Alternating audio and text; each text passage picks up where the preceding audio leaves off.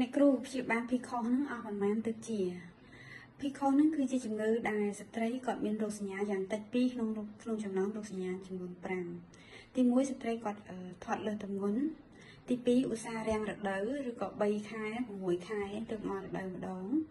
ទី3គឺគាត់មានរោមច្រើននៅលើដៃនៅលើមុខនិងសរីរាង្គកាយរបស់គាត់ទី4នៅពេលដែលគ្រូពេទ្យពិនិត្យអេកូទៅឃើញថាមានពងទូចច្រើននៅលើកពេញដៃស្បួនរបស់គាត់ហ្នឹងគឺមានទំហំមានចំនួនរហូតដល់12ឬក៏លើសពីហ្នឹងទៀតហើយទី4ហ្នឹងគឺស្ត្រីគាត់មានឡើងនៅអរម៉ូនភេទប្រុសច្រើនគេហៅថាអង់ដ្រូជែនចឹងសួរថាជំងឺនឹងព្យាបាលជាអត់ជំងឺនឹងព្យាបាលអត់ជាទេប៉ុន្តែគ្រូពេទ្យអាចព្យាបាលជួយអ្នកជំងឺនឹងគោលដៅទី1គឺព្យាបាលសម្រាប់ជួយគាត់ទី1ឲ្យគាត់អាចមករដូវបានកាត់បន្ថយការឡើងទម្ងន់កាត់បន្ថយ